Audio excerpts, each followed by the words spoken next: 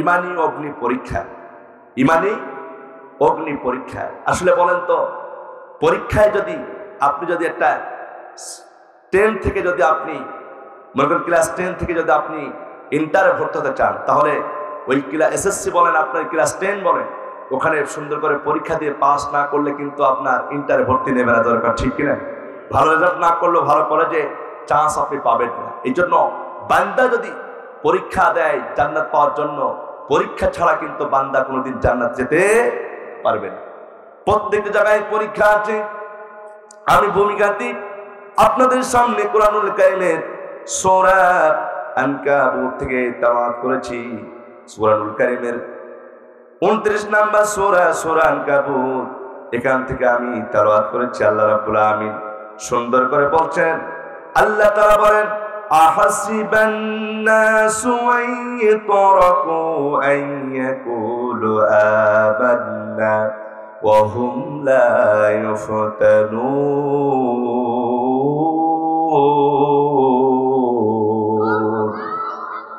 আল্লাহ রাব্বুল আলামিন বলেন, মানুষ তোমরা কি ধারণা করেছো, আহাসিবান নাসু আইয়ুতরাকু আইয়াকুলু আমান্না ওয়া হুম লা ইফতানুন, তোমরা কি ধারণা করেছো ঈমান এনেছি বললেই তোমাদেরকে ছেড়ে দেওয়া হবে, কোনো পরীক্ষা করা হবে না? আমার বন্ধুগণ, ঈমান এনেছি বললেই আল্লাহ পাক আমাদেরকে ছেড়ে দিবে না, বরং আমাদেরকে পরীক্ষা করবে। এই পরীক্ষায় আমাদেরকে পাস করতে হবে। এই পরীক্ষার মাধ্যমে আল্লাহ পাক আমাদের জেনে নিতে চায় আসলে কারা মুমিন আর আসলে কারা মুনাফিক, ঠিক কিনা? পরীক্ষা সবাইকে দিতে হবে। নবীগণ, সাহাবীগণ সবাই পরীক্ষা দিয়েছেন, আমাদেরকেও পরীক্ষা দেওয়া লাগতে হবে। পরীক্ষা আমাদের আপনার আমার জীবনে সকলকে দিতে হবে। একজন সাহাবী কেমন পরীক্ষা দিয়েছিলেন একটু কথা বলি। আমার বন্ধুগণ, পরীক্ষা কারে বলে, কি কষ্ট তারা করেছেন। আমার বন্ধুগণ, আল্লাহর নবীর একজন সাহাবী হযরত হুযায়ফা রাদিয়াল্লাহু তাআলা আব্দুল্লাহ ইবনে হুযায়ফা, তিনি ইসলাম কবুল করার কারণে হুযায়ফা রাদিয়াল্লাহু তাআলা তিনাকে রাসূল দায়িত্ব দিলেন। আমার বন্ধুগণ, সেই হুযায়ফা 50 জন সৈন্য নিয়ে আল্লাহর দ্বীন কায়েমের জন্য রোম পারস্যের দিকে যখন রওনা হয়েছে, রোম পারস্যে তারা ছিল কিন্তু ইসলাম বিদ্রোহী শক্তি। সেই রোম পারস্যের দিকে যখন 50 জন সৈন্য নিয়ে আব্দুল্লাহ ইবনে হুযায়ফা রওনা দিয়েছে, রোম পারস্যরা এবার চিন্তা করতেছে মুসলমানদের কেমন ঈমান, মুসলমানদের ঈমানটা কেমন, আমরা একটু পরীক্ষা করতে চাই। আমার বন্ধুগণ, আপনারা জানেন এই মুসলমানেরা রক্ত দিতে জানে, জীবন দিতে জানে, শহীদ হতে জানে, কিন্তু মুসলমানেরা কোনোদিন বাতিলের কাছে আপোষ করে না, ঠিক কিনা? এই বাংলার জমিনে বিগত 15, 16, 17 বছর ধরে এদেশের মুসলমানেরা, ইসলাম প্রিয় মানুষ, টুপিওয়ালা দাড়িওয়ালা মানুষগুলি এত নির্যাতন অত্যাচার হয়েছে। আমার মনে বলে আল্লাহ তাআলা শুধু রহম করেছেই বলে আমরা টেকে আছি, নাই তো আমরা কেউ টেকতে পারতাম না, ঠিক কিনা? আবার বন্ধুগণ, আপনাদের কাছে বলতে চাই, ঈমানি পরীক্ষা কারে বলে? আব্দুল্লাহ ইবনে হুযায়ফা এবং তার সৈন্যরা কি পরীক্ষা দিয়েছিলেন একটু শোনার দরকার আছে না নাই? আমার বন্ধুগণ, আব্দুল্লাহ ইবনে হুযায়ফা যখন রোম পারস্যের দিকে রওনা দিয়েছেন 50 জন সৈন্য নিয়ে, এমন সময় রোম সম্রাট চিন্তা করলো মুসলমানদের ঈমানটা কেমন, একটু পরীক্ষা করে হলো। রোম সম্রাট বলে দিল, আমার সৈন্যরা তোমরা চলে যাবা, সবাই মিলে যাওয়ার পরে আমার একটা নির্দেশ থাকবে, আব্দুল্লাহ ইবনে হুযায়ফা সহ তার সৈন্যদেরকে তোমরা বন্দী করে ফেলবে, একটাওকে মারবা না। আমার বন্ধুরা, আব্দুল্লাহ ইবনে হুযায়ফা সহ তার সৈন্যদেরকে যখন বন্দী করা হয়েছে, এমন সময় রোম সম্রাট, সে কিন্তু ইসলামের বিদ্রোহী একজন লোক, ইসলাম বিদ্বেষী একজন লোক, এসে এবার আব্দুল্লাহ ইবনে হুযায়ফাকে সুন্দর করে ধরে নিয়ে গেছে একটা রুমের ভিতরে। ওখানে কোনো মানুষ নাই, শুধু আব্দুল্লাহ ইবনে হুযায়ফা আছে আর রোম সম্রাট ওই রুমের ভিতরে আছে। আমার ভাইয়েরা, রোমের ভিতরে নিয়ে গিয়ে দাওয়াত দিয়ে বলল, আব্দুল্লাহ ইবনে হুযায়ফা একটা কথা বলতে চাই, আমি শুনেছি মুসলমানরা এমন ইমানদার, মুসলমানরা জীবন দিতে জানে, শহীদ হতে জানে, বাতিলের কাছে কোনোদিন আপোষ করে নাই এমন মুসলমান। কিন্তু আজকে আব্দুল্লাহ ইবনে হুযায়ফা, তুমি তো জানো, তুমি যদি আজকে ইসলাম ছেড়ে দাও, কালেমা যদি ছেড়ে দাও, রাসূলের উপরে যে ঈমান রয়েছে, ঈমান যদি তুমি ছেড়ে দাও, তাহলে তোমাকে আমরা মারবো না, জেলখানায় তোমাকে বন্দী করবো না, তোমাকে হত্যা করবো না। ও আব্দুল্লাহ ইবনে হুযায়ফা, বরং তুমি যদি কালেমা ছেড়ে দাও তোমার জন্য আমি 2টা পুরস্কার দিব। কয়টা পুরস্কার? 2টা পুরস্কার দেবে কালেমা ছাড়লে। এখন বলেন তো দেখি, মুসলমানরা পুরস্কারের জন্য ঈমান ছেড়ে দেয় নাকি? আল্লামা সাঈদীকে অফার দেওয়া হয়েছিল জেলখানার ভিতরে। আল্লামা সাঈদীকে ওই জালেম স্বৈরাচারী শাসক, দিল্লিতে অবস্থান করছে এমন শাসকরা আল্লামা সাঈদীকে প্রশ্ন করে বলেছিল, আল্লামা সাঈদী, ওদের হোসেন সাঈদী, আপনার একটা দায়িত্ব হলো জেলখানা থেকে আপনাকে জামিন করে দেব, কুরআনুল কারীমের কথা আর বলতে পারবা না, এই ওয়াদা করতে হবে। নাম্বার 2 হলো আপনি অন্য একটা দল করেন। আপনি যে দল করেন, যে জামাত ইসলাম বলেন আর যাই বলেন, এই দল করেন, এই দল আপনার ছাড়তে হবে। এই দল ছাড়া অন্য দল যদি আপনি করেন, ওই দলে যত টাকা লাগবে, পয়সা লাগবে, আমরা দেব।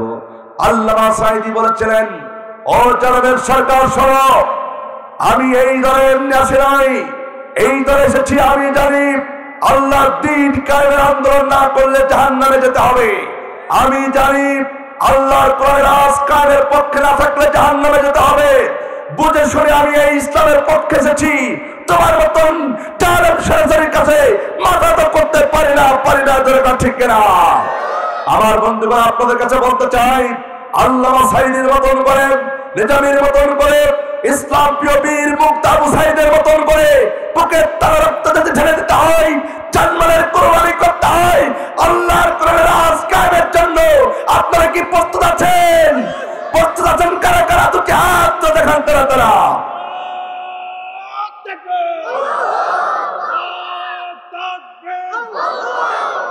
ইসলামের শত্রুরা হুঁশিয়ার সাবধান। আমার বন্ধুগণ, আল্লামা সাঈদীকে এই অফার দেওয়া হয়েছে, কিন্তু আল্লামা সাঈদী সব অফারকে ওভারটেক করে দেশবাসীকে জানিয়ে গেলেন, বাংলার মুসলমানেরা, আমি ইচ্ছা করলে কোটি কোটি টাকার মালিক হতে পারতাম, আমি ইচ্ছা করলে পারে সৌদি আরবে গিয়েও আমার জীবনটা কাটাতে পারতাম, কিন্তু আমি সেটা করি নাই। আমি বাংলাদেশে এসেছি জেনে শুনে, আমি জানি আমি একজন নির্দোষ মানুষ।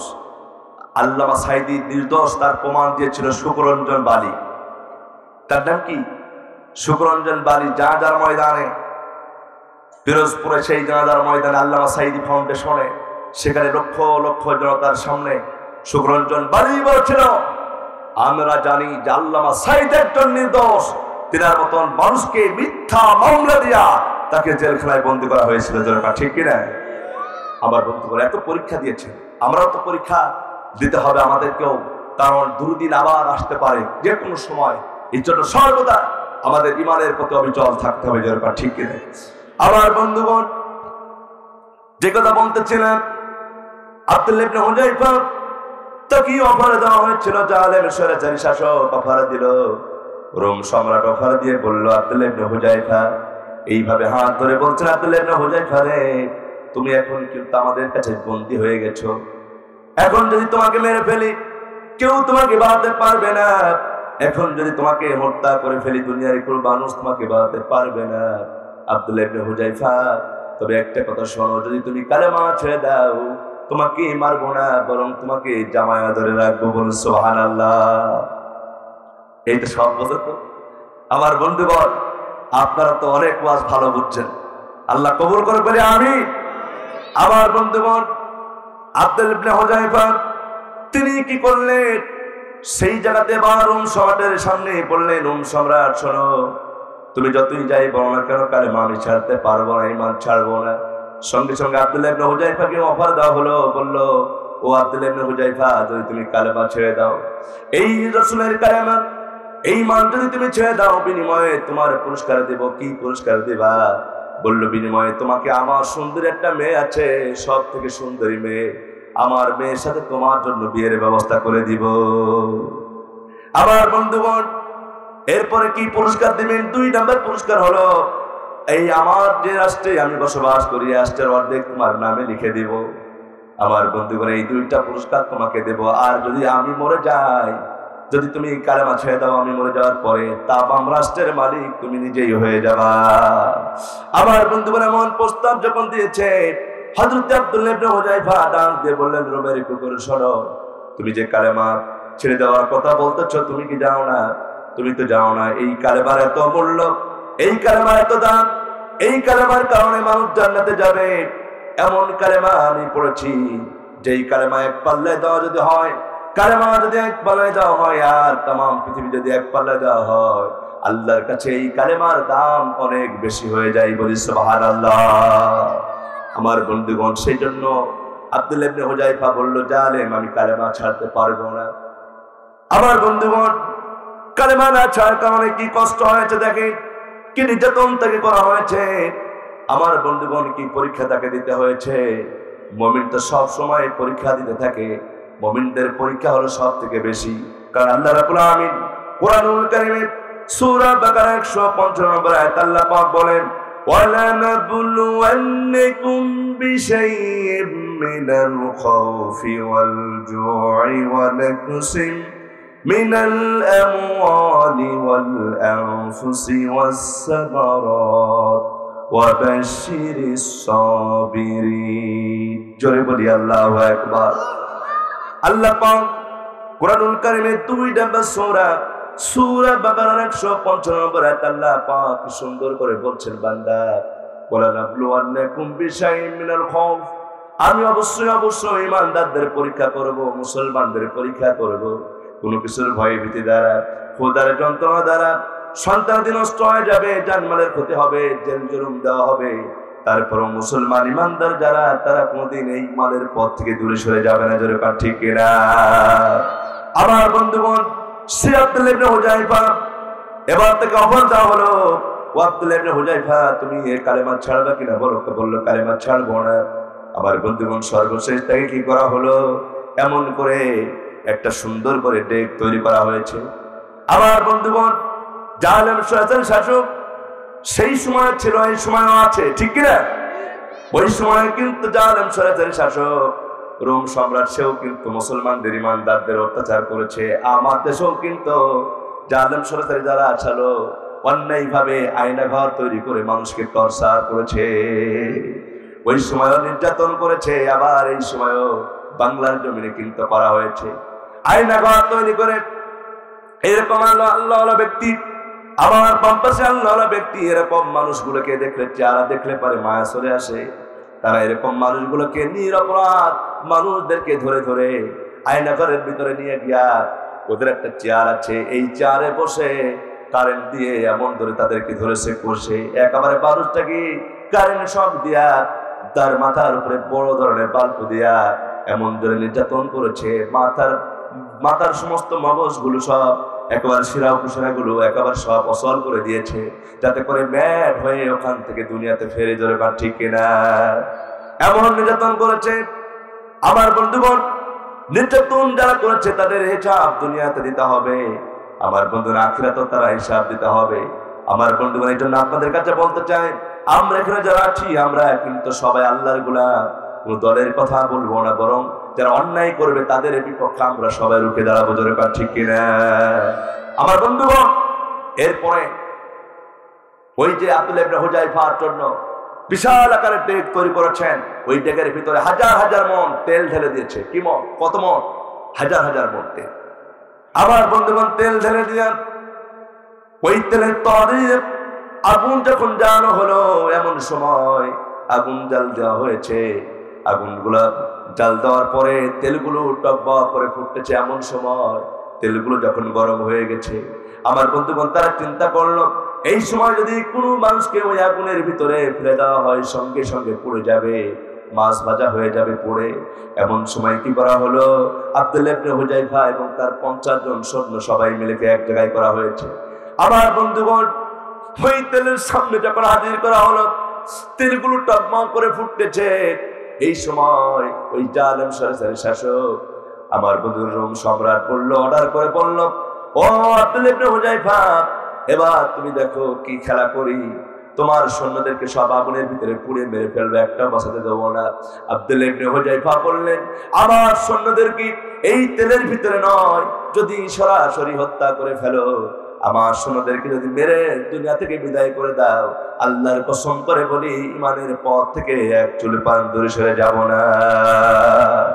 আমরা মুসলমান, মোদের বুকে আল কোরআন, জীবন দিব তবু মোরা দিব না ঈমান। ঠিক না? যে ঈমান পজরে জ্বলে ওঠে না, যে ঈমান সত্যের কথা বলে না, ঠিক না ঠিক? যে ঈমান পজরে জ্বলে ওঠে না, যে ঈমান সত্যের কথা বলে না, যে ঈমান অন্তরে নাই, যে ঈমান অন্তরে নাই, মুখে ফুটাই কথার কলি, কিভাবে তারে বলো ঈমান বলি, কিভাবে তারে বলো ঈমান বলি। ঠিক না?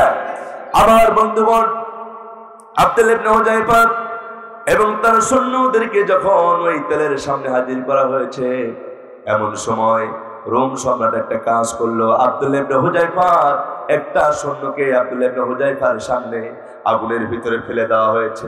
জীবিত একটা মানুষকে, আল্লাহর বান্দারা, জীবিত একটা মানুষকে যখন শরীর থেকে পোশাক খুলে নিয়ে ওই আগুনের ভিতরে যখন ফেলে দেওয়া হলো, সঙ্গে সঙ্গে মাছ ভাজলে পরে যেমন মাছ ভাজা হয়ে যায়, তেলের উপরে দিয়ে একটা মাছ যেমন করে ভাজলে মাছ ভেজে একেবারে পোড়া মতন হয়ে যায়, আমার বন্ধুগণ আব্দুল্লাহ ইবনে হুযায়ফা লক্ষ্য করে দেখলেন তার সৈন্যদের ভিতরে একজন মুসলমানকে যখন আগুনের ভিতরে ফেলে দেওয়া হয়েছে, আমার বন্ধুগণ হাতের থেকে শুরু করে গায়ের চামড়া, পিঠের চামড়া, পুকুরের চামড়া গুলো সব পুড়ে একেবারে ছাই হয়ে গেছে। ওই মানুষটি ছটফট করতে করতে তেলের ভিতরে তার মৃত্যুটা হয়ে গেল, দুনিয়া থেকে সে বিদায় নিয়ে নিল। আব্দুল্লাহ ইবনে হুযায়ফা এবার বললেন, ও সম্রাট শোনো, তুমি যে একজন মানুষকে, নিরপরাধী মানুষকে হত্যা করলে, এর জবাব একদিন আল্লাহ পাকের কাছে তোমার দিতে হবে। যেরকম ঠিক কিনা? আবার বন্ধুগণ, তারপর আব্দুল্লাহ ইবনে হুযায়ফা তার দিলটা নরম হলো না, ঈমান তিনি ছাড়লেন না। এবার আব্দুল্লাহ ইবনে হুযায়ফা এই দৃশ্য দেখার পরে তার দুই চোখে যখন পানিগুলো টপ টপ করে পড়তেছে, সঙ্গে সঙ্গে রোম সম্রাট ওই সন্তরা আসছে, চিন্তা করলো আব্দুল্লাহ ইবনে হুযায়ফা মনে হয় তার দিলটা নরম হয়ে গেছে, দিলটা মনে হয় নরম হয়ে গেছে, হয়তো বা কালেমা ছেড়ে দেবে, ইসলামের পথ থেকে সে দূরে সরে যাবে। কিন্তু আব্দুল্লাহ ইবনে হুযায়ফা কাঁদতেছেন এই জন্য, আল্লাহর কাছে কেঁদে কেঁদে তিনি বলতেছেন, ভয়ের কারণে কাঁদতেছেন না, বরং তেনাকে হত্যা করা হবে বলে তিনি কাঁদছেন না, বরং আব্দুল্লাহ ইবনে হুযায়ফা কাঁদতেছেন এই কারণে, বলতেছেন, আল্লাহ গো, আমার যদি এরকম পরিণতি হয়, আমাকে যদি আজকে শহীদ করা হয়, আমাকে যদি হত্যা করে ফেলা হয়, ওগো রব্বুল আলামিন, আমি যেন ঈমান হারা না হয়, আমি যেন ঈমানের পথে থেকে যেন আমি মরতে পারি। বলি সুবহানাল্লাহ, আর যদি বলি সুবহানাল্লাহ। ঈমানের পথে অবিচল থেকে আমার মরণ যেন হয়, তোমারই কাছে মিনতি আমার, মহামহিম দয়াময়। ঈমানের পথে অবিচল থেকে আমার মরণ যেন হয়। জোরে জোরে বলুন মারহাবা। আমার বন্ধুগণ, শেষ পর্যন্ত আব্দুল্লাহ ইবনে হুযায়ফা তাকে বলা হলো, তোমাকে হত্যা করা হবে, তোমাকেও এরকম করে আগুনের ভিতরে, তেলের ভিতরে পুড়িয়ে মেরে ফেলা হবে যদি তুমি কালেমা না ছেড়ে দাও। আব্দুল্লাহ ইবনে হুযায়ফা বললেন, যাই বলো না কেন রোমের কুকুর, শোনো, আমি কালেমা ছাড়তে পারবো না। শেষ পর্যন্ত তারা চিন্তা করলো, আব্দুল্লাহ ইবনে হুযায়ফাকে এখন মারলে পরে আমাদের হয়তো ক্ষতি হয়ে যাবে, কারণ আব্দুল্লাহ ইবনে হুযায়ফা হয়তো একটা দেবতা হবে, সে মানুষ নাই, কারণ তার চোখের সামনে মানুষ মরে গেল, সৈন্য মরে গেল, তার দিলটা নরম হলো না, ভয় হলো না, তার দিলের ভিতরে কেবলমাত্র একমাত্র ভয় আছে, কার? আল্লাহর ভয় আছে। আমার বন্ধুগণ, শেষ পর্যন্ত রোম সম্রাট এবং তার দলবলেরা সবাই চিন্তা করলো, আর আব্দুল্লাহ ইবনে হুযায়ফার পরীক্ষা আমরা নেব না, পরীক্ষায় সে পাস করেছে, আজকে একটা কাজ করব, এই মুসলমান হয়ে আমরা সবাই জান্নাতি হতে চাই। বলি সুবহানাল্লাহ। রোম সম্রাট এবং তার সৈন্যরা সবাই মিলে আব্দুল্লাহ ইবনে হুযায়ফার হাতে হাত দিয়া কালেমা পড়ে তারা ইসলাম ধর্ম গ্রহণ করেছে, বলি সুবহানাল্লাহ। এই জন্য আমার বন্ধুগণ, পরীক্ষা সবার জীবনে আসবে, পরীক্ষা সবাইকে দিতে হবে। আমার বন্ধুগণ, আর একজন মহিষী নারীর কথা আমার মনে পড়ে গেল। বিশাল একজন নারী ছিলেন, অনেক সুন্দর মনের মানুষ, হযরতি আসিয়া আলাইহিস সালাম। আমার মা বোনেরা, আপনাদের জন্য বলতেছি, আসিয়া আলাইহিস সালাম তার স্বামী ছিল কিন্তু কাফের। কি ছিল? স্বামী ছিল কাফের। অনেক নবীর স্ত্রীও কিন্তু কাফের ছিল। আবার অনেক ইসলাম প্রিয় মানুষদের সন্তান কিন্তু কাফেরে পরিণত হয়ে যায় ইসলাম কবুল না করার কারণে। দরকার ঠিক কিনা? হযরত নূহ আলাইহিস সালাম তিনি যেমন নবী ছিলেন, তার ছেলে কেনান কিন্তু ইসলামের বিপক্ষে ছিলেন, ঠিক কিনা? হযরত নূহ আলাইহিস সালাম ইসলামের পক্ষে ছিলেন, তার স্ত্রী কিন্তু ছিল ইসলামের বিপক্ষে। এই জন্য অনেক সময় দেখা যায় ইমাম সাহেবের ছেলে যাদের একটু ভুল করে, অনেক হুজুরের ছেলে যাদের একটু ভুল করে ফেলে, বলে আব্বার এমন শয়তান সন্তান জন্ম দিয়েছে, এমন এই শয়তানের বাপ্পার জন্ম দিয়েছে, বাপ হুজুর ছেলে বদমাইশ। এই জন্য বাপের মান সম্মান অনেক সময় চলে যায়। দরকার ঠিক কিনা? কিন্তু মনে রাখতে হবে, হুজুর হলেই যে হুজুরের ছেলে হুজুর হবে এমনটি নয়। কারণ হেদায়েতের মালিক কে? আল্লাহ তাআলা। হেদায়েতের মালিক আল্লাহ। আল্লাহ যাকে ইচ্ছা হেদায়েত করবেন, আবার যাকে ইচ্ছা হেদায়েত থেকে দূরে সরে রাখবেন। দরকার ঠিক কিনা? আসিয়া বিবি তিনি ছিলেন ইসলাম প্রিয় মানুষ, কিন্তু তার প্রাণের স্বামী ছিল ইসলামের চরম দুশমন ফিরাউন। দরকার ঠিক কিনা? আমার দেশেও কিন্তু লেডিস মার্কা ফিরাউন বিদায় নিয়েছে দেশ ছেড়ে। আমরা চাই যেন এই দেশে যেন আর কোনো সময় না আসতে পারে। দরকার ঠিক কিনা? আমার বন্ধুগণ, খুনি মানুষকে আমরা দেখতে চাই না। সেই ফিরাউন তিনি কি করলেন? আসিয়া বিবিকে প্রস্তাব দিলেন, আচ্ছা আমি কি শেষ করে দিব না? চলবে চলবে চলবে, সারা রাত চলুক, সকাল মিলে সারা রাত চলুক, হুজুর মরুক। আমার বন্ধুগণ, সারা রাত ওয়াজ আমি করবো না। যে কথা বলতেছিলাম, পরীক্ষা কারে বলে? দেখেন, আসিয়া আলাইহিস সালাম তিনিও পরীক্ষা দিয়েছেন। আমার মা বোনেরা, অনেকে বলে যে আমার স্বামী, হুজুর এমন স্বামী আমার হয়েছে যে আমার স্বামী কোনোদিন বাড়িতে এসে আমার সাথে ভালো ব্যবহার করে না। একটু তরকারিতে যদি লবণ একটু বেশি হয়ে যায় মারে, আবার একটু লবণ কম হলেও আমাকে মারে। এরকম অনেক মা বোন অভিযোগ করে স্বামীর বিরুদ্ধে। কিন্তু আমি বলবো, মা তোমার স্বামী যত খারাপই হোক, আপনার আমার মা বোনেরা কান কান করে শুনুন, আপনার স্বামী যত খারাপই হোক, ফিরাউনের মতো এরকম খারাপ ছিল না। দরকার ঠিক কিনা? আমার বন্ধুগণ, সেই ফিরাউন আসিয়া বিবিকে অফার করে বলল, আসিয়া তুমি একটু আমার কাছে আসো। তখন আসিয়া বিবি বলে, আমার স্বামী তো কোনোদিন এমন করে আদর করে আমাকে ডাকে নাই, আজকে মনে হয় কিছু দাবি করবে মনে হয়। আমার বন্ধুগণ, কাছে ডেকে আদর করে বলছে, আমার স্ত্রী আমি তোমাকে সব থেকে ভালোবাসি, তোমাকে অনেক সুন্দর লাগছে দেখতে। মেয়েদেরকে কিন্তু দেখবেন পটাতে হলে কিছু কিছু সময় তাদের প্রশংসা করলে খুশি হয়ে যায়, ঠিক না?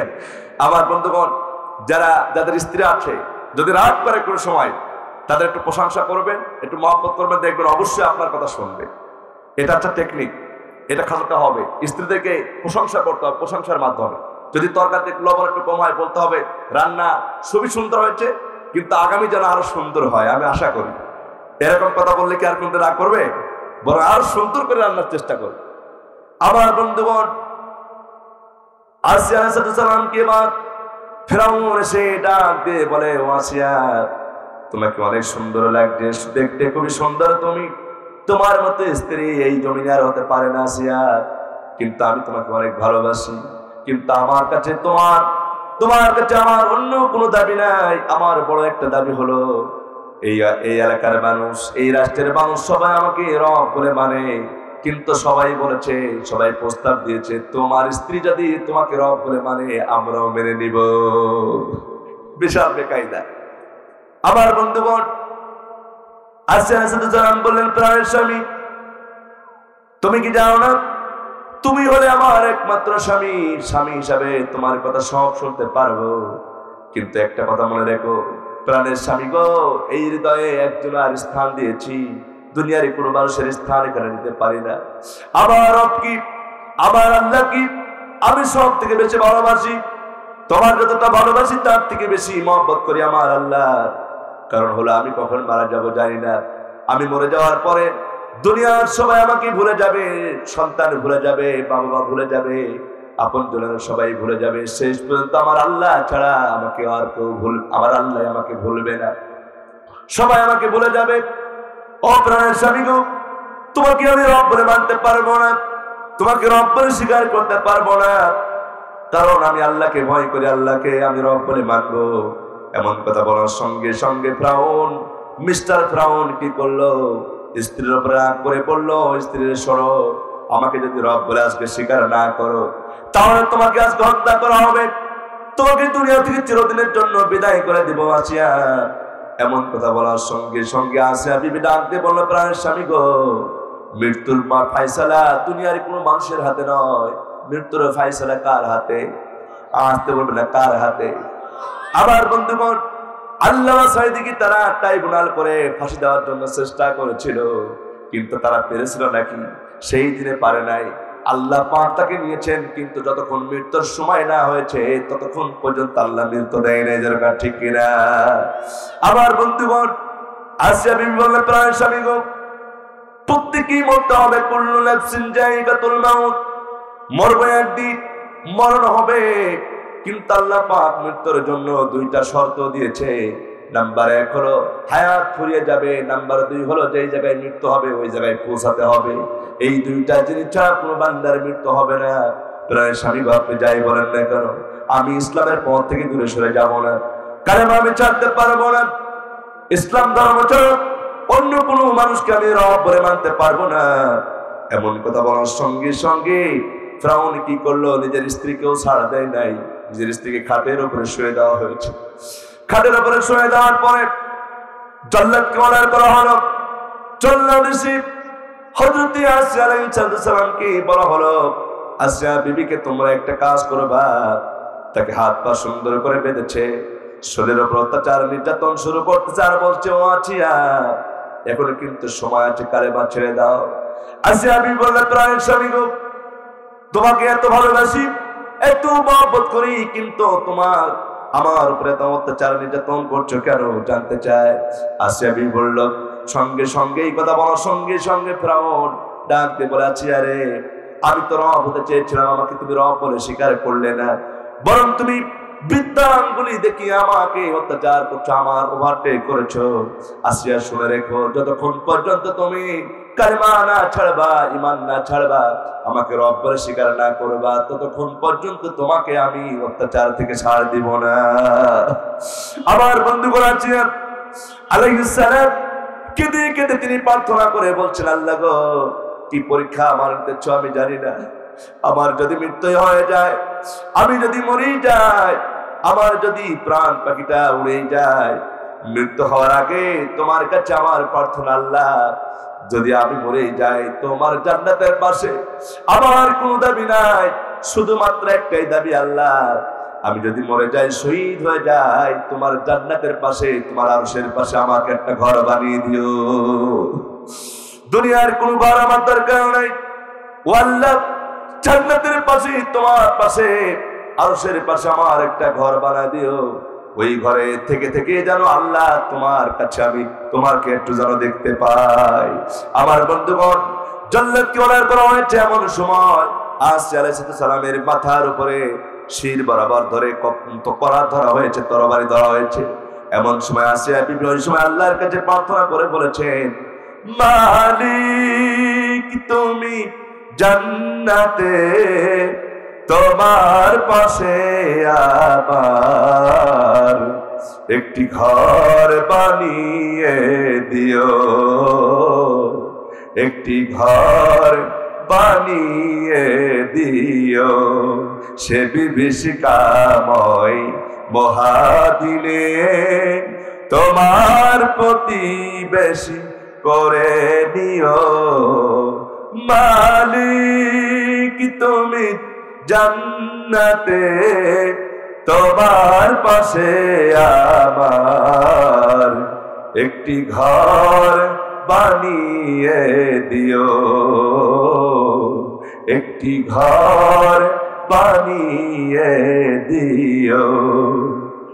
যেদিন কেহ আসবে না কারো কোনো কাজে, যেদিন পাপী পাপের বোঝাই মরবে লাজে, পুলসিরাত পার হতে গিয়ে পিছলে যাবে কত পথিক, আবার কেহ পুণ্য নিয়ে পার হয়ে যাবে ঠিক ঠিক, ঠিক না?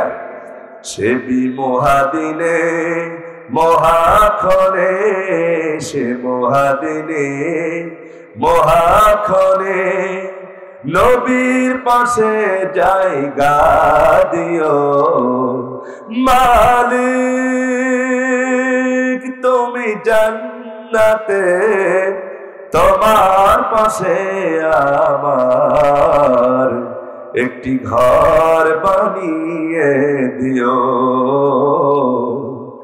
একটি ঘর বানিয়ে দিও। জোরে জোরে বলুন মারহাবা। একটু জিকির করি সুবহানাল্লাহ ওয়ালহামদুলিল্লাহ,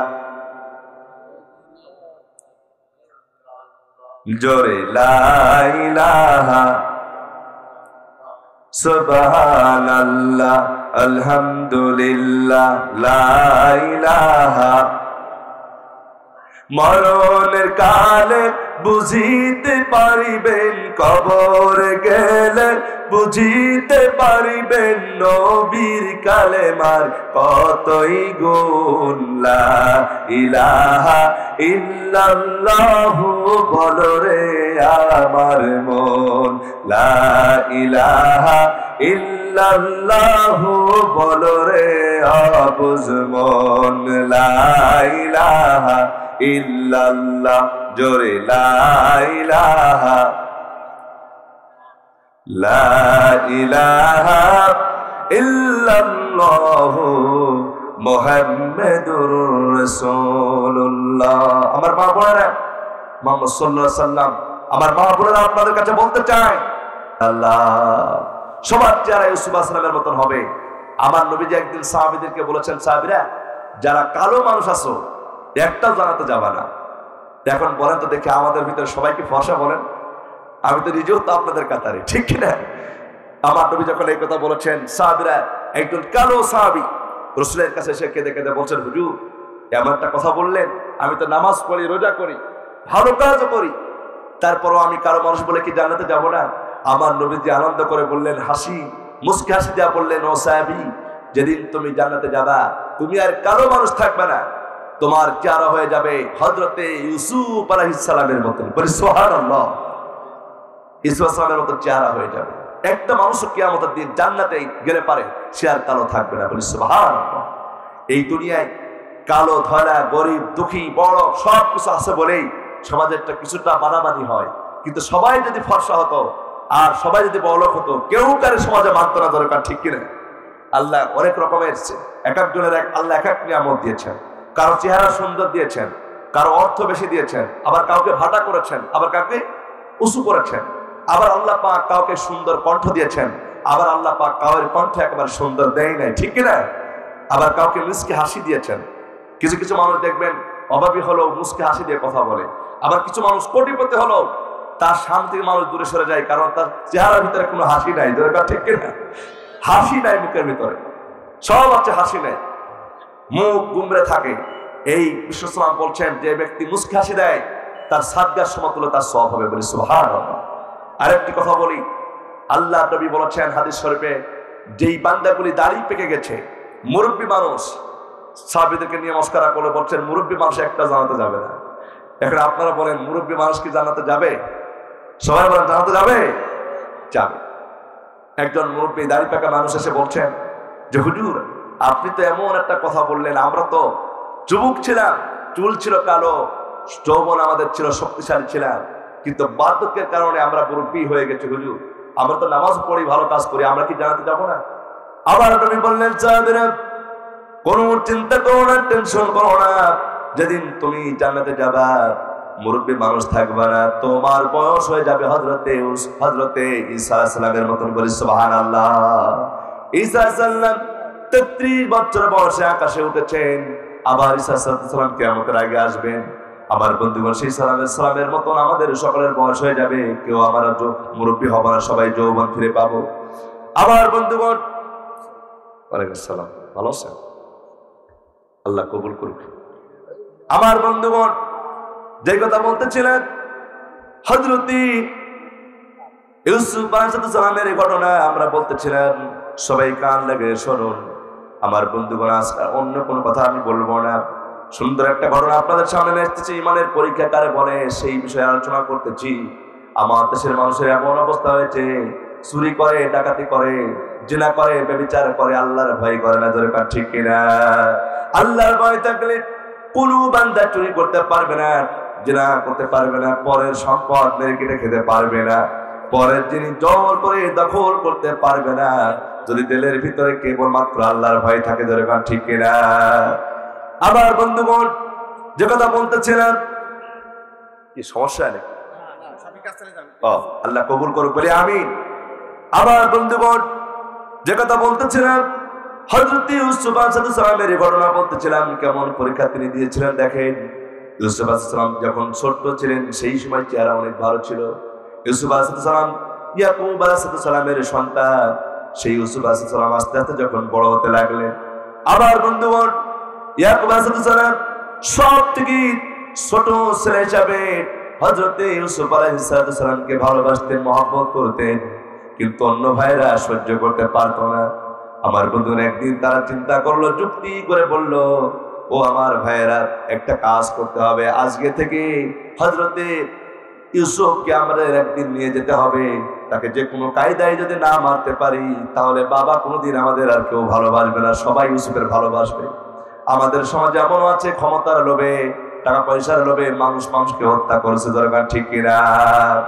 বাংলাদেশে এখন পেপার পত্রিকা খুললে প্রত্যেকটা দিন যে কোনো জায়গায় একটা একটা মানুষ হত্যা হচ্ছেই, বিভিন্ন কারণে, বিভিন্ন অর্থ লোভে, বিভিন্ন কারণে, বিভিন্ন দ্বন্দ্বের কারণে মানুষ হত্যা হচ্ছে। কিন্তু রাসূল বলেছেন, যেই বান্দা একজন মানুষকে হত্যা করলো, সে যেন তামাম পৃথিবীর সব মানুষকে হত্যা করলো। কোন মানুষ যদি অন্যায় ভাবে একজন মানুষকে বাঁচায় দেয়, কোন মানুষ একজন মানুষকে খুশি করে নিজের জানটা বাঁচায় দেয়, তাহলে রাসূল বলছেন যে যা একটা মানুষকে জান বাঁচালো, সে যেন তামাম পৃথিবীর সব মানুষকে বাঁচায় দিল। বলি সুবহানাল্লাহ। এই জন্য মানুষ হত্যা করা যাবে না, মহাপাপ। মানুষ হত্যা করা কি মহাপাপ। সিবাবুল মুসলিমুনা ফুসুকুন ওয়া কিতালুহু কুফরুন। আল্লাহ নবী বলেছেন, কোন মানুষ মুসলমানকে গালি দেওয়া হলো ফাসিক, আর কোন মানুষকে হত্যা করা হলো কুফরি। এই জন্য মানুষ হত্যা করা যাবে না। আমার বন্ধুগণ, হযরত ইয়াকুব আলাইহিস সালামের সন্তানেরা সবাই মিলে এবার যুক্তি করে বলতেছেন, আমার ভাইরা, হযরত ইউসুফকে আমাদের একদিন নিয়ে যেতে হবে। ইউসুফকে আমরা নিয়ে যাব, নিয়ে গিয়া তাকে যে কোনো কায়দায় কুয়ার ভিতরে আমরা ফেলে দিব। এমন চূড়ান্ত তারা করেছি, তারা যুক্তি করলো। শেষ পর্যন্ত তার ইউসুফ আলাইহিস সালামের আরো 11টি ভাই সবাই মিলে চলে এসেছে ইয়াকুব আলাইহিস সালামের কাছে। এসে বলছিল, আমার বাবা ইয়াকুব আলাইহিস সালাম, আমরা তো প্রত্যেকদিন ছাগল চড়াতে যাই, মেষ চড়াতে যাই, আমাদের সাথে একদিন ইউসুফকে আমরা নিয়ে যেতে চাই। আমার বন্ধুগণ, ইয়াকুব আলাইহিস সালাম বললেন, আমি তোমাদের সাথে ইউসুফকে যেতে দেব না, কারণ তোমরা না জানি কখন দূরে সরে যাবা, আর আমার সন্তানটাকে না জানি কখন ডেকে নিয়ে যাই, বাগে ধরে ফেলে, এটা আমি বলতে পারি না, এই জন্য যেতে দেবো না। সঙ্গী সঙ্গী ছেলেরা বললো, বাবা, আমরা যদি ইউসুফকে নিয়ে যাই, তার কাছ থেকে আমরা কেউ দূরে সরে যাব না, বরং তাকে নিয়ে আমরা আদর করে খেলা খেলবো, তাকে যত্ন করে রাখবো। সঙ্গে সঙ্গে আমার বন্ধুগণ ইয়াকুব আলাইহিস সালাম চিন্তা করলেন, যদি এখন আমি না যেতে দিই, তাহলে তারা সবাই আমার সাথে খারাপ ব্যবহার করবে, আমার সন্তানেরা। সেই জন্য নিজের সন্তানকে তিনি বললেন, যাও, আগামীকালকে নিয়ে যাবা। আমার বন্ধুগণ, ওই 11টি ভাই যুক্তি করে যখন ইউসুফকে নিয়ে গেছে, নিয়ে যাওয়ার পরে ইউসুফের শরীর থেকে পোশাকগুলো খুলে ফেলেছে। আমার বন্ধুগণ, পোশাক খুলে ইউসুফকে কি করলো, তার জামাটা খুলে ফেলেছে শরীর থেকে। এরপরে সবাই মিলে জোর করে যখন কুয়ার কাছে নিয়ে যাচ্ছে, এমন সময় ইউসুফ আলাইহিস সালাম ছোট্ট মানুষ ডাক দিয়ে বলে, আমার ভাইরা, কি অপরাধ আমি করেছি? আমি তো ছোট মানুষ, তোমাদের সাথে আমার কোনো দ্বন্দ্ব নাই, তোমাদের সাথে আমার কোনো গন্ডগোল নাই, তুমি কেন আমাকে এমন করে আমাদেরকে ফেলে দিচ্ছ? কি কারণে আমাকে ফেলে দিচ্ছ? সঙ্গে সঙ্গে তার ভাইরা বলছে, কি কারণে ফেলতেছি এটা তুই বুঝবে না রে, কারণ আমরা জানি বাবা তোর সব থেকে বেশি ভালোবাসে, আমাদের তো ভালোবাসে না, তোর না মানলে পারে আমরা বাবার ভালোবাসা থেকে বঞ্চিত হয়ে যাব। আবার বন্ধুগণ, অনেক লম্বা ঘটনা। ইউসুফ আলাইহিস সালাম কেমন নবী ছিলেন, কিভাবে তিনি আল্লাহর ভয় করে ঈমান বাঁচিয়েছেন, এবার সেই ঘটনা বলবো। ইউসুফ এবার যখন তার কুয়ার ভিতরে ফেলে দেওয়া হয়েছে, আল্লাহ রাব্বুল আলামিন তারা মনে করেছিল, ইউসুফ আলাইহিস সালামের ভাইরা মনে করেছিল এটা মরণ কুয়া। আর আল্লাহ রাব্বুল আলামিন ওই মরণ কুয়া থেকে তুলে তাকে মিশরের সিংহাসনের বাদশা আল্লাহ বানাই দিয়েছে। বলি সুবহানাল্লাহ। সিংহাসনের বাদশা আল্লাহ বানাই দিয়েছে। এটা ক্ষমতা কার? সব ক্ষমতার মালিক কে? ইনিল হুকমু ইন্না লিল্লাহ। কেবলমাত্র একমাত্র আইনদাতা, বিধানদাতা কেবলমাত্র আমার আল্লাহ। দরকার ঠিক কিনা? আমার বন্ধুগণ, আল্লাহ বলছে আমি হলাম আল্লাহ, আমার সাথে যারা দেয় পাল্লা ওদের মাথায় সময় মতো একটা রাখি না কোনো কাল্লা। ধরে বলুন সুবহানাল্লাহ। যারা মস্তানি করেছিল, যারা আনন্দকে নিয়ে ঠাট্টা করেছিল, ক্ষমতার পাওয়ার দেখেছিল, মনে করেছিল 41 সাল পর্যন্ত থাকবো, আল্লাহর কি মহিমা, 41টা দিন পর্যন্ত থাকতে পারে নাই বাংলার জমিনে। দরকার ঠিক কিনা? 12 ভাগ খাওয়ার সুযোগ পায় নাই। এজন্য সকলকে বলতে চাই, অন্তত আল্লাহর ভয়ে অন্যায় কাজ আমাদেরকে ছেড়ে দিতে হবে। দরকার ঠিক কিনা? আমার বন্ধুগণ, এবার ইউসুফকে যখন ফেলা হলো, ওই ইউসুফ আলাইহিস সালামকে তিনি কেঁদে কেঁদে বলছেন, হায় আল্লাহ, এই কুয়ার ভিতরে আমি পড়ে গেছি, বাঁচবো কেমন করে? আল্লাহ তুমি ছাড়া আমার কেউ নাই। যখন আল্লাহ তাআলার কাছে কোনো বান্দা প্রার্থনা করে, ওই আল্লাহ তাআলা কিন্তু বান্দার প্রার্থনা কবুল করে তাকে বাঁচাই দেয়। বলি সুবহানাল্লাহ। আবার বন্ধুগণ, ইউসুফ আলাইহিস সালামকে এবার যখন তার কুয়ার ভিতরে ফেলে দিয়েছে, কুয়ার ভিতরে ফেলে দেওয়ার সঙ্গে সঙ্গে জিবরাইল আলাইহিস সালাম তাকে হেল্প করেছেন, সাহায্য করেছেন। ওদিকে তার ইউসুফের 12-11টি ভাই সবাই মিলে চলে গেল জামার ভিতরে। ইউসুফের সেই জামার ভিতরে রক্ত লাগিয়া সুন্দর করে যখন তারা যে কোনো কায়দায় রক্ত লাগিয়ে বাবার কাছে চলে গেছে, বলছিল আব্বা গো, আমরা খেলা খেলতে খেলতে অনেক দূরে চলে গেলাম, ইউসুফকে যখন আমরা একদিকে রেখে দিয়েছি, আমরা কিছুক্ষণ পরে এসে দেখি ইউসুফ তার নাই, তাকে নেকড়িতে ধরে নিয়ে গেছে, দেখো তার জামায় রক্ত। আবার বন্ধুগণ, সঙ্গে সঙ্গে বুঝতে তারা বাকি রইল না, তার আপন ভাইয়েরা কি ষড়যন্ত্র করছে। আমার বন্ধুরা ইয়াকুব আলাইহিস সালাম সব বুঝেছেন যে তার সন্তানরাই তাকে অন্যায় ভাবে মেরেছে। এই কথা ইয়াকুব আলাইহিস সালাম বুঝতে পেরেছে, কিন্তু সন্তানদেরকে কিছু বলছে না। তার কারণ হলো ইয়াকুব আলাইহিস সালাম বলছেন, আমি যদি হক কথা এখন বলে ফেলি সমস্যা আছে না নাই? সমস্যা আছে।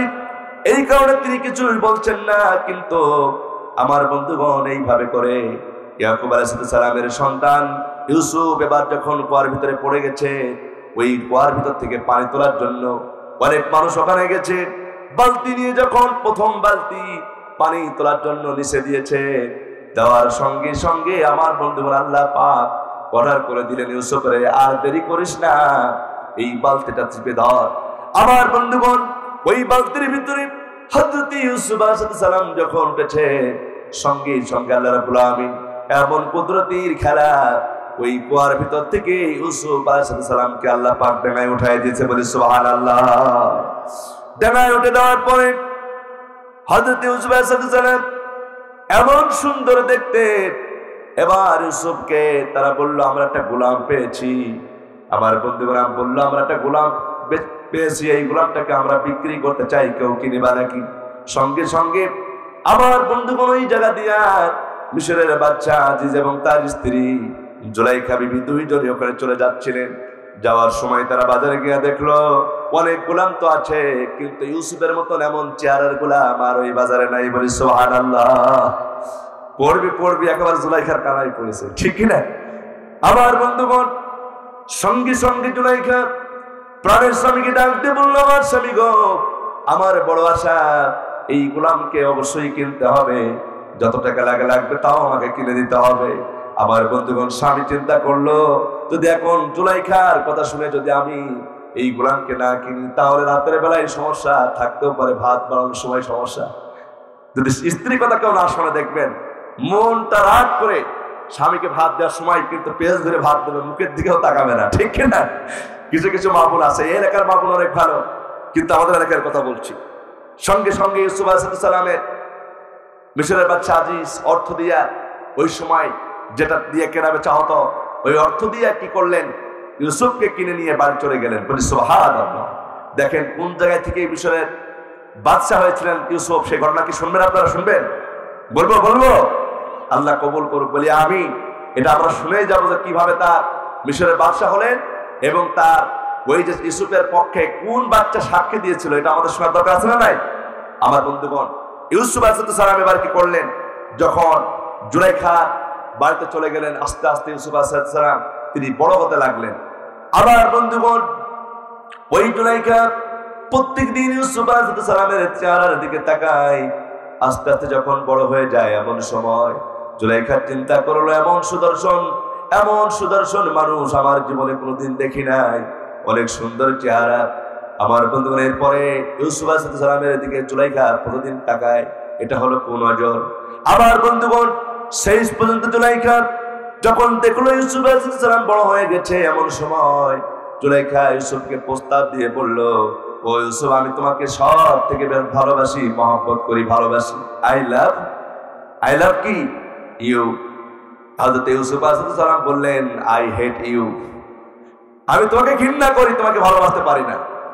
আবার বন্ধুগণ, জুলাইখা চিন্তা করলো, আমি প্রস্তাব দিলাম, গোলাম হয়ে আমার সাথে ভালোবাসা করতে চায় না, আমাকে প্রেম নিবেদন করতে চায় না, কি করব আমি?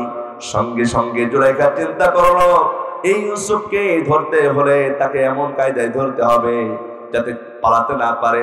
একটা রুমের ভিতরে কোন রকম ভাবে, এক নাই দুই নাই, বরং দরজা 7টা দরজা বন্ধ করেছে। তাফসীরে মারিফুল কোরআন পড়ে দেখেছি, আমার বন্ধুগণ, 7টা দরজা বন্ধ করে দেওয়া হয়েছে। ইউসুফকে ওই রুমের ভিতরে নিয়ে গিয়া 7টা দরজা বন্ধ করে হযরত ইউসুফ আলাইহিস সালামকে একটা রুমের ভিতরে নিয়ে গিয়া জুলাইখা বলতেছেন, ইউসুফ রে, আজকে যদি তুমি আমার সাথে প্রেম নিবেদন না করো, আমাকে যদি তুমি আজকে ভালো না বাসো, তাহলে তোমাকে ছাড় দেওয়া হবে না। কারণ তুমি পালিয়ে যেতে পারবে না, বরং তোমার জন্য এই এলাকার আমার রুমের 7টা দরজা আমি তালা লাগাই দিয়েছি, খুলতে পারবে না। আবার বন্ধুগণ, ইউসুফ আলাইহিস সালাম বললেন, জুলাইখা রে, আমি তোমার সাথে প্রেম নিবেদন করতে পারবো না, কারণ আমি দুনিয়ায় কোনো মানুষের ভয় করি না। আনা খাফুল্লাহ, আমি ভয় করি কাকে? তোমরা ভয় করি কাকে? আল্লাহর ভয় করলে পরের জমি কিন্তু মেরে কেটে খাওয়া যায়। আল্লাহর ভয় করলে গরিবের মাল কোনদিন মেরে কেটে কেউ খেতে পারবে না। আল্লাহর ভয় করলে কোনো মানুষ চুরি করতে পারবে না। আল্লাহর ভয় করলে মানুষ জেনা করতে পারবে না। আল্লাহর ভয় করলে পারেন নিরপরাধী মানুষগুলোকে অন্যায়ভাবে জেলখানায় বন্দী করে ফাঁসির কাছে ঝুলাইয়ে হত্যা করতে পারবে না। দরকার ঠিক না? আবার বন্ধুগণ, আল্লাহর ভয় আমাদেরকে করতে হবে, কারণ আল্লাহ রাব্বুল আমিন এখানে বলছেন, ইয়া আইয়ুহাল্লাযীনা আমানু তাকুল্লাহা হাক্কা তুকাতিহি ওয়া লা তামুতুন্না ইল্লা ওয়া আনতুম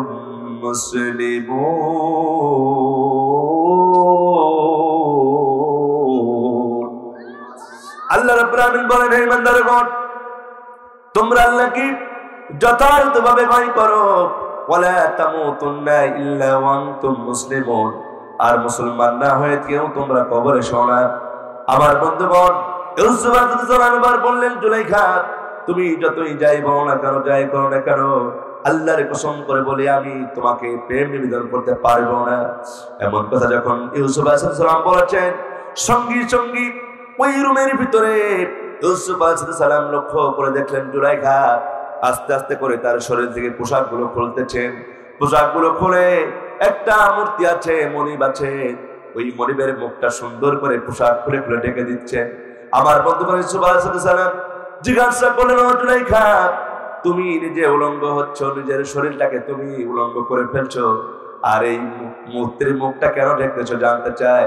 সঙ্গে সঙ্গে হযরত ইউসুফ আলাইহিস সালামের সামনে জুলাইখা ডাক দিয়ে বলল, ও ইউসুফ, তুমি কি জানো না, আমার মনিবের সামনে, আমার মূর্তির সামনে যদি আমি পাপ কাজ করি, এটা লজ্জাজনক ব্যাপার। এই জন্য আমার মূর্তিটা নিজের শরীরের পোশাক খুলে খুলে ঢেকে দিতেছি। আবার বন্ধুগণ, সঙ্গী সঙ্গী ইউসুফ আলাইহিস সালাম ডাক দিয়ে বলল, জুলাইখা, যেই মূর্তি তাকাতে পারে না, যেই মূর্তি কথা বলতে পারে না, যেই মূর্তি হাত দিয়ে ইশারা করলে বুঝতে পারে না, কোনো আওয়াজ শুনতে পারে না, মাটির তৈরি করা মূর্তি। এই মূর্তির মুখ ঢাকার জন্য যদি তুমি উলঙ্গ হও, শরীর থেকে পোশাকগুলো খুলে যদি তাকে তুমি মুখটা ঢেকতেছ, আমার বন্ধুগণ, আমি তো এমন আল্লাহর গোলাম যে আল্লাহ পাক সব কিছু দেখতে পায়, সব কিছু বুঝতে পারে। আমি যে পাপ করতেছি, আমি যদি অন্যায় করি, আমার আল্লাহ পাক সব কিছু দেখতে পারে, বুঝতে পারে। সুতরাং আমি আমার ওই আল্লাহ তাআলার মুখ আমি কি দিয়া ঢেকবো? আমার বন্ধুগণ, এমন কথা যখন বলেছেন, জুলাইখা কি করলো? ইউসুফের দিকে এগিয়ে আসতেছে আর বলছে, ইউসুফ রে, বুঝতে পেরেছি তুমি আমার সাথে প্রেম নিবেদন করবে না, কিন্তু একটা কথা মনে রেখো, আল্লাহর কসম করে বলি, তুমি যে আল্লাহ তাআলার বিশ্বাস করো, তুমি যে আল্লাহর ভয় করো, আমি যতই যাই করো না কেন, আমি তোমাকেও কিন্তু আজকে ছাড়বো না। জ্বালারে জ্বালা পাঞ্জাবিওয়ালা, ঠিক কিনা? আমার বন্ধুগণ, এবার যখন এই কথা বললেন, সঙ্গী সঙ্গী ইউসুফ আলাইহিস সালাম চিন্তা করতেছেন কি করব এই মুহূর্তে। আমার বন্ধুগণ, বান্দা, মুমিন বান্দা বিপদ পড়লে ডাকবে কাকে? আসতে বলবে না, কাকে ডাকতে হবে? আল্লাহ তাআলাকে ডাকতে হবে। আমার বন্ধুগণ, ইউসুফ আলাইহিস সালাম দুনিয়ার কোনো মানুষকে ডাকে নাই, কোনো মানুষের কাছে তিনি সাহায্য চান নাই, বরং তিনি আল্লাহ রাব্বুল আলামিনের কাছে সাহায্য চেয়ে বললেন, হে আল্লাহ তাআলা, আমি বড় বিপদে পড়ে গেছি, বড় মুসিবতে পড়েছি। জুলাইখার ষড়যন্ত্রের 7টা দরজা সব তালা লাগাই দেওয়া হয়েছে, আমি কেমন করে পার হব? আল্লাহ, ওগো রব্বুল আলামিন, দয়া করে মেহেরবানি করে আপনি আপনার পক্ষ থেকে আমার জন্য সাহায্য নাজিল করো। জুলাইখার ষড়যন্ত্রের হাত থেকে আমার ঈমানটাকে আল্লাহ বাঁচিয়ে দাও। আল্লাহর কাছে যখন সাহায্য প্রার্থনা করেছে, আল্লাহ রাব্বুল আলামিন সুন্দর করে জানায় দিলেন, ইলহামের মাধ্যমে সুন্দর করে আমার রাসূলকে জানায় দিলেন, ওহীর মাধ্যমে আমার রাসূলকে জানায় দিয়েছেন। আর বলছিল, ও ইউসুফ আলাইহিস সালাম, চোখের পানি ফেলে কেঁদো না, কোনো টেনশন করো না, চিন্তা করো না। ওই জুলাইখার ষড়যন্ত্রের 7টা দরজা আমি আল্লাহ রাব্বুল আলামিন সব খুলে দিব। শুধু শর্ত হলো একটা, তুমি কোনো দিকে না তাকাইয়া শুধু দরজার দিকে তাকাইয়া একটা দৌড় দিবে। বলি সুবহানাল্লাহ। আমার বন্ধুগণ, হযরত ইউসুফ আলাইহিস সালাম ওই জুলাইখার দিকে না তাকাইয়া দরজার দিকে তাকাইয়া যখন দৌড় দিয়েছেন, আমার ভাইরা, দৌড় দেওয়ার সঙ্গে সঙ্গে আল্লাহ রাব্বুল আলামিন যখন দরজার সামনে যখন ইউসুফ হাজির হয়ে যায়, সঙ্গে সঙ্গে এক এক করে ওই জুলাইখার ষড়যন্ত্রের দরজাগুলি আল্লাহ খুলে দেয়। বলি সুবহানাল্লাহ। আমার বন্ধুগণ, এইভাবে করে যখন 7টা দরজা 6টা দরজা যখন খুলে গেছে, আর মাত্র একটা দরজা বাকি। আমার বন্ধুগণ, হযরত ইউসুফ আলাইহিস সালাম দৌড়ে গিয়ে ওই দরজার সামনে যখন চলে গেছে, এমন সময় ওই দরজাটা খুলতেছে না, 7ম দরজাটা খুলতেছে না।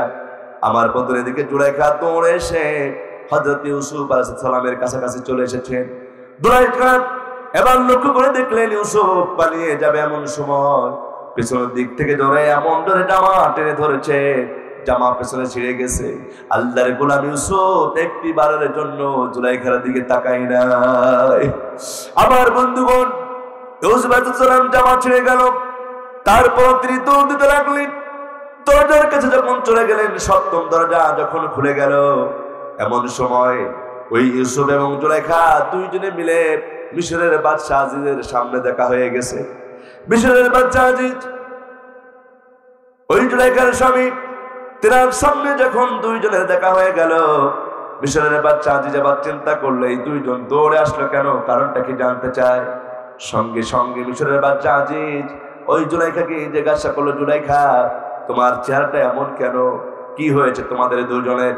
তোমাদের ভাব মুহূর্ত তো ভালো না, তোমাদের চেহারা তো ভালো না, কি হয়েছে তোমরা একটু বলো আমার সাথে। সঙ্গে সঙ্গে জুলাইখা কেঁদে কেঁদে বলতেছেন, মহিলারা কিন্তু নানা রকমের ঢল করতে পারে, নানা রকমের ঢং করতে পারে।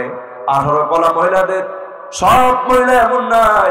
আমার মা বোনেরা, আপনাদের উদ্দেশ্যে বলছি না, জুলাইখা কেমন ছিল দেখো। এইরকম ভাবে জুলাইখা এবার তার স্বামীর কাছে কেঁদে কেঁদে বলছে, স্বামী গো, এই যে ইউসুফ, এ হলো সব থেকে একটা বড়, এই ইউসুফ হলো সব থেকে বড় একটা বাটপার। এ আমার সাথে এমন খারাপ কিছু করতে যাচ্ছিল, আমি দুধ কলা দিয়া কষ্ট করে তাকে মানুষ বানিয়ে, আমি তো মানুষ বানায় কালসাপ পুষেছি। এ আমার সাথে খারাপ কিছু করতে যাচ্ছিল। এখন আপনারা বলেন তো দেখি, ইউসুফের কোনো দোষ আছে নাকি? দোষ আছে? আছে। ইউসুফ যেমন দোষ করে নাই, বাংলাদেশে ওই ইউসুফের মতন আল্লাহর কোরআনের পাখি, তিনার কোনো দোষ ছিল না। দোষ চাপাইয়া তাকে জেলখানায় দেওয়া হয়েছিল, ঠিক কিনা? আমার বন্ধুগণ, হযরত ইউসুফ আলাইহিস সালাম এবার মিশরের বাদশা আজিজের সামনে বললেন, ও বাদশা আব্দুল আজিজ, আপনি হলেন এই রাষ্ট্রের বাদশা। আমি যদি সত্য কথা বলি আপনি বিশ্বাস করবেন না, আমার কথাও আপনি মানবেন না। কারণ আমি জানি, কারণ স্ত্রীর পক্ষে আপনার থাকতে হবে। কারণ স্ত্রীর পক্ষে যদি আপনি না হন, আপনার সাথে স্ত্রীর গন্ডগোল বেঁধে যাবে। আমি আপনার আপনি কেউ নাই, কিন্তু একটা কথা বলতে চাই, আমি ওই জুলাইখার দিকে তাকাই নাই, তার সাথে কোনো খারাপ কিছু করি নাই। কিন্তু মিশরের বাদশা আজিজ বলতেছে, তুমি যে খারাপ কিছু করো নাই তার প্রমাণটা কি? তুমি যে কিছু করো না হুজুর, তার প্রমাণটা কি? আমার বন্ধুগণ, এবার ইউসুফ আলাইহিস সালাম চিন্তায় পড়ে গেলেন, কি করব, কাকে সাক্ষী হাজির করব? এই মুহূর্তে আমার আল্লাহ যদি আমাকে সাহায্য না করে, আমি তো বিপদে পড়ে যাব। আমার বন্ধুগণ, এই দুনিয়ার কোন বিপদে পড়লে সাহায্য আমার আল্লাহ করবে, কিন্তু তার শর্ত হলো কেবলমাত্র একমাত্র আমার আল্লাহর কাছে সাহায্য যেতে হবে। যেরকম ঠিক কিনা? হযরত ইউসুফ আলাইহিস সালাম এবার তাকে বলা হলো, তুমি যে নির্দোষ, তোমার পক্ষে সাক্ষী হাজির করো। ইউসুফ আলাইহিস সালামের পক্ষে কিন্তু কোনো সাক্ষী নাই। আমার বন্ধুগণ, এবার ইউসুফ আলাইহিস সালামকে যখন এই কথা বলা হলো, সাক্ষী আনো, ইউসুফ আলাইহিস সালাম বললেন, আমি এখন কোনো সাক্ষী দিতে পারবো না। আমার রব যেটা বলে, আমার আল্লাহ যেটা বলে সেটাই আমি করব। আল্লাহর পক্ষ থেকে বলা হলো, ইউসুফের তুমি টেনশন করো না, চিন্তা করো না। যখন মিশরের বাদশা আজিজ বিচারে বসে যাবে, ওই সময় তোমার পক্ষে সাক্ষী দেবে 6 মাসের একজন ছোট বাচ্চা তোমার পক্ষে সাক্ষী দেবে। বলে সুবহানাল্লাহ। 6 মাসের শিশু কথা বলতে পারে? আপনাদের এলাকায় এমন আছে নাকি যে 6 মাসের বাচ্চা কথা বলতে পারে? আছে? পারবেন না। ছোট্ট মানুষ কথা বলতে পারে না, কিন্তু কথায় বলাই কে? আজ তোমরা কথা বলাই কে? ইন্নাল্লাহা আলা কুল্লি শাইইন কাদির, নিশ্চয় আমার আল্লাহ তাআলা সর্ববিষয়ে সর্বশক্তিমান। বলে সুবহানাল্লাহ। আমার বন্ধুগণ, শুধু ওই ছোট বাচ্চা নয়, জন্মের পরপরই একজন মানুষ এই দুনিয়ার কথা বলেছেন, তিনি আর কেউ নয়, তিনি হলো হযরতে ঈসা আলাইহিস সালাম, ঠিক কি না? আরেকটা ঘটনা আমার মনে পড়ে গেল, ঈসার ঘটনা যদি মনে পড়ে গেল একটু বলি, কেউ কষ্ট নেবেন না আমার বন্ধুরা, আমার মা বোনেরা সকলে মন লাগায় শোনেন, কান লাগায় শোনেন। হযরত ঈসা আলাইহিস সালাম, তিনার মাকেও কিন্তু অপবাদ দেওয়া হয়েছিল। এমন অপবাদ, যখন ঈসা আলাইহিস সালামের মায়ের গর্ভে ঈসা আলাইহিস সালাম যখন এসেছিলেন, এই সময় ঈসা আলাইহিস সালামকে বলা হলো, তুমি জিনাকার, তুমি নষ্ট মহিলা। এই কথা বলার পরে ঈসা আলাইহিস সালামের মাকে কি করা হলো? ওই সমাজ থেকে মানুষ সবাই মারধর করে তাড়িয়ে দিল। আমার বন্ধুগণ, যেদিকে চোখ চলে যায় সেই দিকে ঈসা আলাইহিস সালামের মা মরিয়ম তিনি চলে গেলেন। এরপরে যখন সন্তান প্রসব হবে, এমন সময় আল্লাহ রাব্বুল আমিন ঈসার মা মরিয়মকে আল্লাহ পাক এমন ঘুম পাড়িয়ে দিয়েছে, কোন সময় ঈসা সাল্লাম জন্ম নিয়েছে মরিয়ম তা টের পায় নাই। বলে সুবহানাল্লাহ। আমার বন্ধুগণ, এবার আমার বন্ধুগণ, ওই মরিয়ম যেই গাছের মরা গাছের নিচে ঘুমিয়ে পড়েছিলেন, ওই গাছে আল্লাহ পাক অনেক সুন্দর সুস্বাদু ফল আল্লাহ পাক দিয়েছিলেন, আর ওই ফল মরিয়ম খেয়েছেন, তার শক্তি আল্লাহ ফিরিয়ে দিয়েছেন। এরপর আল্লাহ রাব্বুল আমিন মরিয়মকে অর্ডার করে দেওয়া হলো, মরিয়ম যাও, তোমার এলাকায় চলে যাও, এখানে থাকা যাবে না। আমার বন্ধুগণ, মরিয়ম চলে আসলেন কোলের ছোট্ট বাচ্চা ঈসাকে নিয়ে।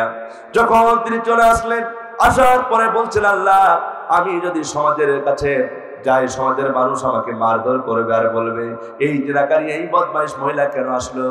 সঙ্গে সঙ্গে এই কথা বলার সঙ্গে সঙ্গে আল্লাহ রাব্বুল আমিন বলেন, ও মরিয়ম, কোনো চিন্তা করো না, টেনশন করো না, তোমার কোনো জবাব দেওয়া লাগবে না। তুমি শুধু বলবা আমি ওজাদার, আমি তোমাদের সাথে কথা বলবো না, বরং তোমাদের সাথে কথা বলবে এই ঈসা, ছোট্ট মানুষ, সে তোমাদের সাথে কথা বলবে। বলে সুবহানাল্লাহ। সবাই মিলে গ্রামবাসী এসে ওই ছোট্ট বাচ্চা দুল্লায় থাকা ঈসা আলাইহিস সালামকে জিজ্ঞাসা করলেন, ও ঈসা, বলো তো দেখি তোমার আসল জন্মদাতা কে? তোমার পরিচয়টা কি? হযরত ঈসা আলাইহিস সালাম বললেন, ও সমাজের লোকেরা, আমার কোনো পিতা নাই, আমার কোনো পিতা নাই, আমার মা একজন সতী নারী, আমার মা কোনো জিনাকারী নারী নয়, বরং আল্লাহর পক্ষ থেকে আমার মায়ের গর্ভে আল্লাহ পাক আমাকে পাঠাইছেন। সুতরাং আমার মা একজন সতী নারী, আমার মা হল একজন ভালো নারী, যেতে কোনো সন্দেহ নাই। বলি সুবহানাল্লাহ। সঙ্গে সঙ্গে তারা অবাক হয়ে গেল ছোট্ট বাচ্চার কথা শুনে। এরপরে ঈসার মা মরিয়মকে আল্লাহ পাক সম্মান দিয়ে দিয়েছেন। বলি সুবহানাল্লাহ। এমন সম্মান মরিয়মকে দিয়েছে আল্লাহ রাব্বুল আলামিন কুরআনুল কারীমে একটা সূরা মরিয়ম নামে সূরাটা নাজিল করে দিয়েছেন। বলি সুবহানাল্লাহ। আমার বন্ধু যে কথা বলতেছিলেন, হযরত ইউসুফ আলাইহিস সালামের পক্ষে ওই ছোট বাচ্চাটা সাক্ষী দেবে। কি সাক্ষী? আমার বন্ধুগণ, তখন মিশরের বাদশা আজিজ বলতেছিল, ইউসুফ রে, তুমি কি আমাদের সাথে তালভাড়া করতেছ নাকি? এই ছোট বাচ্চা কোনোদিন সাক্ষী দিতে পারে? এই বাচ্চা তো কথা বলতে পারে না, এখন দুধ খাইতেছে, ও কেমন করে কথা বলবে? হযরত ইউসুফ আলাইহিস সালাম বললেন, আল্লাহ যদি ইচ্ছা করে অবশ্যই দুধ খাওয়া বাচ্চা দিয়েও আল্লাহ কথা বলাতে পারে। বলি সুবহানাল্লাহ। আমার বন্ধুগণ, সঙ্গী সঙ্গে আল্লাহ রাব্বুল আলামিন যখন ওই আমার বন্ধুগণ ইব্রাহিম ইউসুফ আলাইহিস সালামের কাছে যখন ওই বাচ্চাটা চলে আসলো, আসার পরে ইউসুফ আলাইহিস সালাম বাচ্চাটার মাথায় হাত বুলিয়ে দিয়েছেন। যখন হাত বোলানো শুরু করে দিয়েছেন, বাচ্চা শুধু চিৎকার করে কাঁদতেছেন, কোনো কথা বলে না, কোনো কথা বলার ক্ষমতা হলো না। এরপরে যখন ইউসুফ আলাইহিস সালাম বাচ্চার জন্য সুন্দর করে হাত বুলিয়ে যখন দোয়া করে ফেললেন, সঙ্গে সঙ্গে কান্নাটা বন্ধ হয়ে গেল। আর ওই 6 মাসের শিশু বাচ্চা ডাক দিয়ে বলল, গো মিশরের বাচ্চা আজিজ, আমি ছোট্ট মানুষ হতে পারি, কিন্তু আমি সত্য কথা আজকে বলে দিব, কারণ ইউসুফ আলাইহিস সালামের পক্ষে সাক্ষী যদি না দিয়ে আজকে সে বিপদে পড়ে যাবে। সঙ্গী সঙ্গী ওই ছোট বাচ্চাটা ডাক দিয়ে বলল, বাচ্চা ও বিচারক, তুমি শোনো, ইউসুফ আলাইহিস সালামের যদি পেছনের জামা যদি ছিঁড়া থাকে, তাহলে মনে রাখতে হবে জুলাইখা হলো বড় দোষী, আর যদি হযরত ইউসুফ আলাইহিস সালামের পেছনের জামা ছিঁড়া না থাকে, তাহলে ইউসুফ হলো নির্দোষী। আমার বন্ধুগণ, ইউসুফ আলাইহিস সালামের পেছনের জামা যদি ছিঁড়া থাকে, তাহলে জুলাইখা হয়ে যাবে দোষী, আর ইউসুফের সামনের জামা যদি ছিঁড়া থাকে, তাহলে ইউসুফ হবে দোষী। এই কথা যখন বলেছে, ওই এলাকার মানুষ সবাই অবাক হয়ে গেছে। হায় রে, একটু যদি না থাকতো, না সাক্ষী দিত, তাহলে ইউসুফের তো 12টা বেজে যেত। দরকার ঠিক কিনা? শেষ পর্যন্ত ইউসুফ আলাইহিস সালাম ওই জুলাইখার ষড়যন্ত্র থেকে তিনি মুক্তি পেয়ে গেছেন। বলি সুবহানাল্লাহ। আমার বন্ধুগণ, ইউসুফ আলাইহিস সালামের সাথে যে প্রেম নিবেদন করতে জুলাইখা, এটা এলাকার মানুষ সবাই জেনে ফেলল। এবার আজিজের বাসায় যারা কাজ করতো, ওই মহিলারা সবাই মিলে কানাকানি শুরু করে দিল, হায় রে, তুমি কি শুনেছো নাকি ওই জুলাইখা ইউসুফের সাথে খারাপ কিছু করেছে? এরকম খারাপ কিছু হয় না? হয় না? সমাজে যদি কেউ একটু কোনো কিছু করে, অমুকের বউর সাথে বা কথাবার্তা বলবে এই শয়তান চলে, ঠিক কিনা? প্রচার হয়ে যায় একটা কিছু দুর্ঘটনা হলে, তখন ইউসুফ আলাইহিস সালামের সাথে যে দুর্ঘটনার কথা, এটা সমাজ সব জেনে গেল, প্রচার হয়ে গেল। এবার জুলাইখা চিন্তা করছেন, আমার তো মান সম্মান আর থাকবে না, এই গোলামের সাথে এই কুকর্মের কথা সবাই জেনে গেল, আমার সম্মান তো থাকবে না। শেষ পর্যন্ত একটা ঘটনা করলো, ইউসুফ আলাইহিস সালামকে একটা বিশাল একটা খোলা ময়দানে নিয়ে যাওয়া হলো, আর ওই জায়গায় মহিলা যত আছে সবাই মিলে বললো, ও জুলাইখা, তুমি কি জন্য ইউসুফের জন্য পাগল হয়ে গেছে? সে তো একজন গোলাম, তুমি কি জন্য পাগল হয়েছো? আমার বন্ধুগণ, তখন জুলাইখা নিজের মুখের ভাষা না দিয়ে বলল, তোমরা একটা সুন্দর করে 2 কোল করে বসবা, আর ওই মাঝখান দিয়ে একজন মেহমান তোমাদের মাঝে আনবো, আর তোমাদের হাতে একটা করে লেবু দেবো। কি দেবো? এই ঘটনা কিন্তু আমি আপনাদের বলে আমি বেশি লম্বা আলোচনা করবো না। ঘটনাটা দেখেন কি জন্য জুলাইখা পাগল হয়েছিল, সেটা বুঝে শেষ করব। এবার বলা হলো, তোমাদের হাতে একটা করে লেবু দেওয়া হবে, একটা করে ছুরি দেওয়া হবে। আমার বন্ধুগণ, যখন জুলাইখার ওই বাহিনীদের কাছে, সবার মহিলাদের কাছে একটা করে লেবু আর একটা করে যখন ছুরি দেওয়া হয়েছে, চারিদিকে তারা বসে আছে। এমন সময় জুলাইখা একদিকে বসে আছেন এরকম সিংহাসনে বসে, এবার তিনি ডাক দিলেন, সেই ইউসুফ কই, চলে আসো। আমার বন্ধুগণ, হযরত ইউসুফ আলাইহিস সালাম তিনি মাথাটা নিচু করে সুন্দর করে যখন হাঁটতেছেন, আমার বন্ধুগণ, ইউসুফ আলাইহিস সালাম যখন হাঁটতে হাঁটতে যখন তাদের সামনে দিয়ে চলে আসলো, আর ওদিকে অর্ডার করে হলো তোমরা সুন্দর করে তোমাদের হাতের লেবুটা এবার সবাই মিলে কাটতে শুরু করো। আমার বন্ধুগণ সবাই মিলে ইউসুফ আলাইহিস সালামের দিকে তাকিয়ে আছে, সুন্দর চেহারার দিকে তাকিয়ে আছে। আর এদিকে যখন অর্ডার পেয়ে হাতের লেবু কাটতে, তারা লেবু কাটতে গিয়া লক্ষ্য করে তারা টের পায় নাই ইউসুফের দিকে তাকাতে গিয়া লেবু কাটার পরিবর্তে তাদের সবার হাতের আঙ্গুলগুলো কেটে সব সারকার হয়ে গেছে, রক্ত বাইর হয়েছে। আমার বন্ধুগণ কোন ফাঁক দিয়ে তাদের হাত কেটে গেছে তারা একটাও কেউ টের পায় নাই, বলি সুবহানাল্লাহ। এই জন্য আমার নবী আল্লাহ নবী বলেছেন কিয়ামতের দিন যারা জান্নাতে যাবে তারা অন্তত 5টা গুণ নিয়ে জান্নাতে যাবে। কয়টা গুণ? এটা জেনে যাবো কি যাবো না? বলবো না, শেষ করে দিব? আর আমি বলবো না, অনেক মানুষ উঠে যাচ্ছেন। হ্যাঁ, আপনারা যাই বলেন মা বোনদের সংখ্যা কিন্তু অনেক বেশি আপনাদের থেকে, ঠিক কিনা? আবার বন্ধুগণ আপনারা যারা জান্নাতে যাবেন কোন কোন গুণ নিয়ে আপনারা জান্নাতে যাবেন সেটা বলে আমি শেষ করে দিব। নাম্বার 1 হলো যারা জান্নাতে যাবে তাদের উচ্চতা হযরতে আদম আলাইহিস সালামের মতো আল্লাহ পাক করে দিবেন, বলি সুবহানাল্লাহ। যারা জান্নাতে যাবে কিয়ামতের দিন তার আর ভাটও থাকবে না, ছোট মানুষ থাকবে না, সবাই বড় হয়ে যাবে আদম আলাইহিস সালামের মতো, বলি সুবহানাল্লাহ। আমার বন্ধুগণ কোন বর্ণনা এসেছে আদম আলাইহিস সালাম 60 120 হাত মতো লম্বা ছিলেন, বলি সুবহানাল্লাহ। আমার বন্ধুগণ সেই আদম আলাইহিস সালামের মতো উঁচু আমরা হয়ে যাব। নাম্বার 2 হলো আল্লাহর নবী বলেছেন যারা জান্নাতে যাবে তাদের চেহারা হয়ে যাবে হযরতে ইউসুফ আলাইহিস সালামের মতো। নাম্বার 3 হলো যেই মানুষগুলো জান্নাতে যাবে তাদের কণ্ঠ হযরতে দাউদ আলাইহিস সালামের মতো হয়ে যাবে। নাম্বার 4 হলো যেই বান্দাগুলো জান্নাতে যাবে কিয়ামতের দিন তাদের বয়স হয়ে যাবে হযরতে ঈসা আলাইহিস সালামের মতো, সুবহানাল্লাহ। কেউ আর মুরব্বী হবে না, যুবক থাকবে। নাম্বার 5 হলো কিয়ামতের দিন যেই মা বোন যেই ভাইরা জান্নাতে যাবে তাদের চরিত্র হয়ে যাবে বিশ্বনবী জনাবে মুহাম্মদুর রাসূলুল্লাহ সাল্লাল্লাহু আলাইহি সাল্লামের মতন তাদের চরিত্র হয়ে যাবে, বলে সুবহানাল্লাহ। এই 5টা গুণ দিয়ে জান্নাতে যাবে। আল্লাহ তাআলা আমাদের সকলকে ঈমানের অগ্নি পরীক্ষা দিয়ে আল্লাহ তাআলার কাছে খাঁটি মুমিন হয়ে ঈমানদার হয়ে যেন আমরা জান্নাতে যেতে পারি সেই তৌফিক আল্লাহ পাক আমাদের সকলকে দান করুন। সকলে বলুন আমিন। আমার মা বোনেরা এসেছেন, আমার মা বোনদের সংখ্যা অনেক বেশি, এই জন্য মা বোনদের নিয়ে একটু কথা বলবো। আমার মা বোনেরা আপনারা 4টা কাজ করবেন জান্নাতে যেতে চাইলে। কয়টা কাজ? 4টা কাজ। নাম্বার 1 হলো আমার মা বোনেরা আপনাদের জন্য সহজ ওয়াজ করে দিচ্ছি, বেশি লম্বা করবো না। নাম্বার 1 হলো আমার মা বোনেরা 5 ওয়াক্ত নামাজ পড়তে হবে। কি করতে হবে? নামাজ পড়তে হবে। আচ্ছা আপনাদের পড়া লাগবে? সবাই বলুন লাগবে তো? পড়তে হবে সবাইকে, পুরুষ মহিলা সবাইকে নামাজ পড়তে হবে বয়স হয়ে গেলে, ঠিক কিনা? নাম্বার 2 হলো আমার মা বোনেরা আপনাদের রমজান মাসে রোজা রাখতে হবে। এই তার কয়েকদিন পরে আমাদের রোজা, ঠিক কিনা? রাসূলুল্লাহ সাল্লাল্লাহু আলাইহি ওয়াসাল্লাম বলেছেন যে যেই বান্দা একটা মাস রোজা পালন করবে ঈমানান ইহতিসাবান গুফিরা লাহু মা তাকাদ্দামা মিন জামবি, যদি কোনো বান্দা ঈমান এবং ইহতিসাবের সাথে একটা মাস রোজা পালন করে মায়ের গর্ভ থেকে সন্তান জন্ম নিলে ভূমিষ্ঠ হলে যেমন নিষ্পাপ হয়ে যায়, একটা মাস রোজা পালন করলে ওই বান্দা বান্দিকে আল্লাহ তাআলা নিষ্পাপ বানায় দেবে, বলি সুবহানাল্লাহ। আমার বন্ধুগণ এই জন্য রোজা আমরা সবাই রাখার চেষ্টা করবো, মা বোনেরা যুবক ভাইরা সবাই মিলে রোজা রাখার চেষ্টা করবো, আল্লাহ কবুল করুন। নাম্বার 3 হলো মা বোনেরা স্বামীর খেদমত করতে হবে।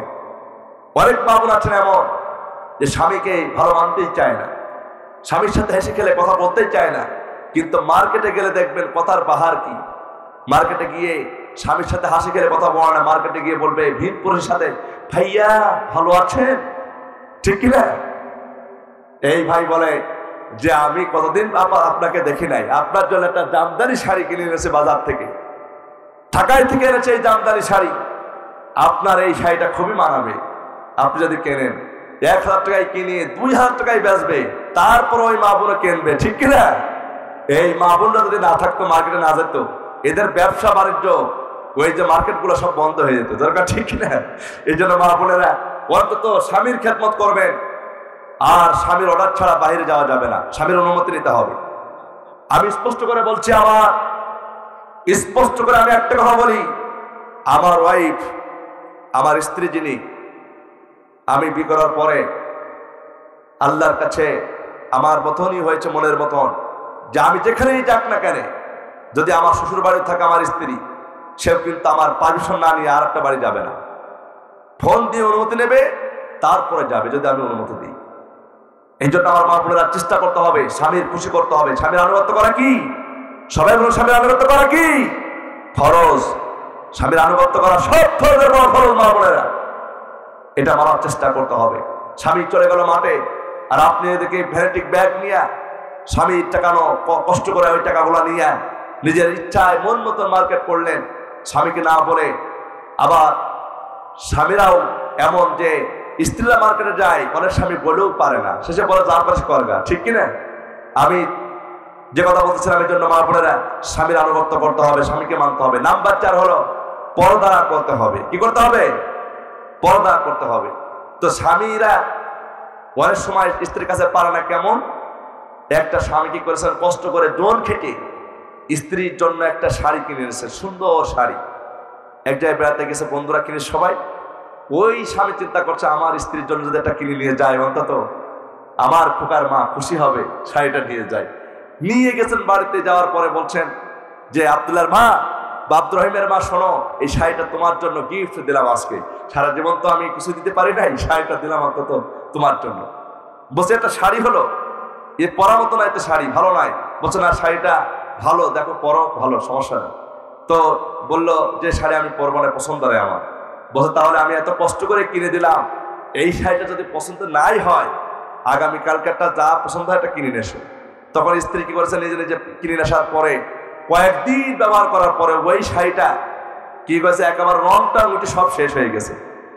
তখন ওই স্বামী ডাক দিয়ে বলে, আমার স্ত্রী শোনো, আমি যে তোমার জন্য শাড়ি কিনেছিলাম, এই শাড়ির তো কোনো রং টং কিছু ওঠে নাই, আর তোমার শাড়ির তো রং সব উঠে গেল সাদা। তখন বলতেছে, দেখো তুমি তো কিছু বোঝো না, শাড়ির রং উঠলে কি হবে, পারই ভালো আছে, ঠিক না? স্বামীর কাছে হার মানতে চায় না।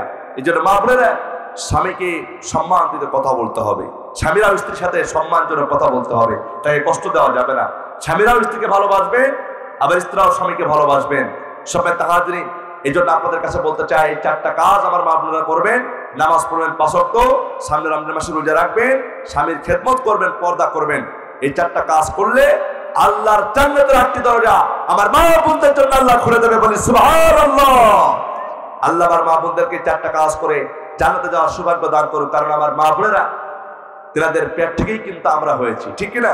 আমার মা বোনদের সম্মান আমার আল্লাহ দিয়েছেন। আমরা পুরুষ, আমাদের পায়ের তলে জুতার মোজা, মা বোনদের পায়ের তলে আমার আল্লাহর জান্নাত, বলি সুবহানাল্লাহ। সন্তানের জন্য বেহেশত। এই জন্য আমার মা বোনদেরকে আল্লাহ তাআলা জান্নাতে যাওয়ার সৌভাগ্য দান করুন। সকলে বলুন আমিন। সকলে সুস্থ কামনা করে যারা মাহফিল আয়োজন করেছেন, যারা টাকা দিয়ে সহযোগিতা করেছেন, সকলের জন্য দোয়া করেই এখানে শেষ করছি। আপনাদের কাছে যে কথা বলেছিলাম, আমি প্রথমেই বলেছিলাম সূরা আনকাবুত থেকে, যে আল্লাহ তাআলা আমাদের অবশ্যই পরীক্ষা নেবেন, জানমালের ক্ষতি দ্বারা, ভয় ভীতি দ্বারা, ক্ষুধার যন্ত্রণা দ্বারা। সব পরীক্ষায় যদি আমরা পাশ করতে পারি, অবশ্যই আল্লাহ পাক আমাদেরকে জান্নাত দান করে, বলি সুবহানাল্লাহ। সেই কাঙ্ক্ষিত সেই জান্নাত অর্জন করার তৌফিক আল্লাহ পাক আমাদেরকে দান করুন, বলি আমিন।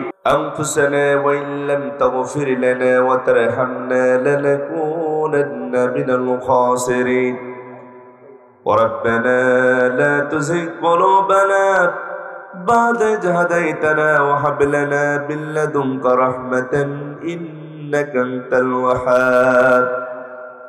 আল্লাহ তাআলা, আমরা তোমার গুনাহগার বান্দা বান্দি একত্রিত হয়ে আজকের এই মাহফিলে যারা আসতে পেরেছি এবং বসতে যারা পেরেছি, এই মাহফিলের আয়োজন যারা করেছেন আর শোনার জন্য দূর দূরান্ত থেকে কষ্ট করে যারা এসেছেন, বিনিময় কাল কিয়ামতের দিন যেদিন মা তার সন্তানকে ভুলে যাবে, সন্তান তার মায়ের পরিচয় দিবে না, যেদিন মানুষ কাঁদতে কাঁদতে চোখের পানিগুলো শেষ হয়ে যাবে, এমন কঠিন মুসিবতের সময় এ মাহফিল আমাদের সকলের জন্য নাজাতের মাধ্যম আল্লাহ বানায় দিও। আল্লাহ তাআলা তাম পৃথিবীর মাটির নিচে যত মায়ের মুমিন মুমিনাত ইমানের সাথে মারা গেছে, আল্লাহ দয়া করে মেহেরবানি করে সকলের কবরের আযাবকে আল্লাহ মাফ করে দাও। রব্বুল আলামিন, ফিলিস্তিনের মুসলমান সহ গোটা পৃথিবীর মুসলমানদের উপরে তোমার খাস রহমত আল্লাহ নাজিল করো। আবার আপনি तमाम পৃথিবীতে মুসলমানদের আল্লাহ স্বাধীনতা দান করো। আল্লাহ তাআলা বিশেষ করে কোরআনের পাখি যার কথা না বললেই নাই, বিশ্বনন্দিত মুফাসসির শহীদ মরহুম আল্লামা দেলোয়ার হোসেন সাঈদী সহ যত মানুষ ইসলামী আন্দোলন করতে গিয়ে জীবন দিয়েছে, আল্লাহ দয়া করে মেহেরবানি করে সকলের কবরের আযাবকে মাফ করে দাও। আল্লাহ তাআলা আমাদের হাত তুলেছি, আমিন আমিন বলতেছি। আল্লাহ আমাদের অনেকের জনম দুঃখিনী পিতা দুনিয়া থেকে বিদায় হয়ে গেছে, গর্ভধারিণী মা দুনিয়া থেকে বিদায় হয়ে গেছে। আল্লাহ পিতারা মাতারা সন্তানেরা তোমার দরবারে দুটি হাত তুলেছি।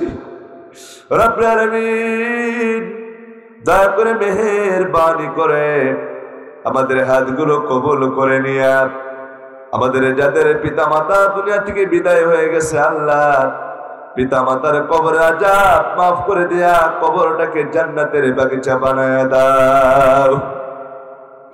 আল্লাহ তাআলা যেই কবরে থাকবে ওই কবরের সাথে তোমার জান্নাতের সাথে কানেকশন করায়া দাও।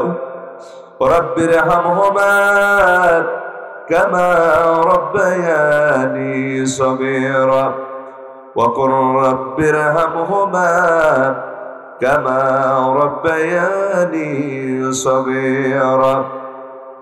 আল্লাহ তাআলা বিশেষ করে আমরা যারা হাত তুলেছি, আল্লাহ আমার যুবক ভাইরা যারা হাত তুলেছেন যুবকদেরকে খালিদ বিন ওয়ালিদের মতো কবুল করে নাও। পৃথিবী সমস্ত যারা হাত তুলেছেন আল্লাহ সাদেরকে আবু বকরের মতো ওমরের মতো আল্লাহ কবুল করে নাও। আমার মা বোনেরা হাত তুলেছে, আল্লাহ আমার মা বোনদেরকে আল্লাহ খাদিজার সাথে আয়েশার সাথে জান্নাতে যাওয়ার সৌভাগ্য করে দাও, স্বামী সোহাগিনী বানায় দাও।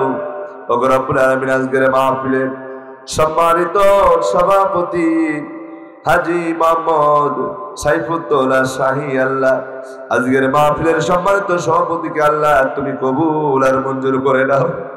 আল্লাহ তাআলা আজকের মাহফিলের দ্বিতীয় বক্তা হাফেজ মাওলানা রুহুল কুদ্দুস যশোরী, আল্লাহ আমার রুহুল কুদ্দুস ভাইকে আল্লাহ তুমি কবুল আর মঞ্জুর করে নাও। রব্বুল আলামিন বিশেষ করে আজকের মাহফিলের আল্লাহ পরিচালক হাফেজ জাকির হোসেন সহ আমাদের সকলকে আল্লাহ তোমার দ্বীনের জন্য কবুল করে নাও। আল্লাহ তাআলা আমার কাছে দোয়া চেয়েছেন, আল্লাহ জনাব আব্দুল লতিফ লতা, আল্লাহ তিনার স্ত্রী অসুস্থ, আমার কাছে দোয়া চেয়েছে, আল্লাহ চাচাজানের স্ত্রীকে আল্লাহ তুমি সুস্থ করে দাও। ওগো রব্বুল আলামিন সেই সাথে যারা কথা বলেছেন, আল্লাহ আল্লাহ তাআলা অ্যাডভোকেট মঞ্জুর কাদের সাহেব, আল্লাহ তুমি তিনাকে সহ মঞ্চে যত আমরা আছি আল্লাহ এই ওয়ার্ডের মেম্বার সহ আমাদের সকলকে তোমার দ্বীনের জন্য কবুল করে নাও।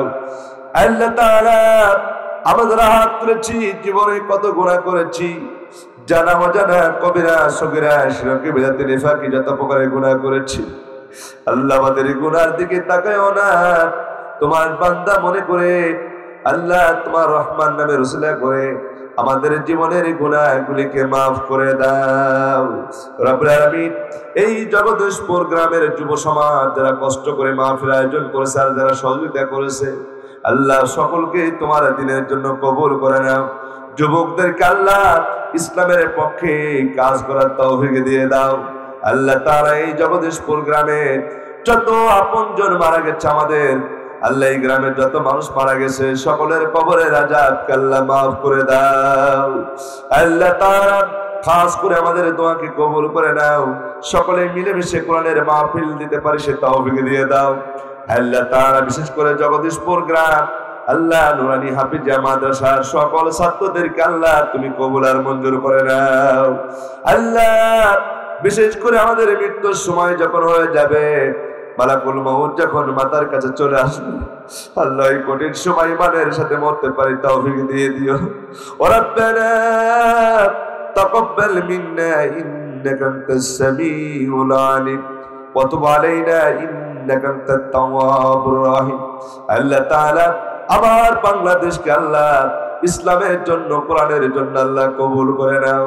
আমাদের সকলের মৃত্যুর সময় জবানে জারি করে দিও কালেমা লা ইলাহা ইল্লাল্লাহু মুহাম্মাদুর রাসূলুল্লাহ সাল্লাল্লাহু আলাইহি ওয়াসাল্লাম।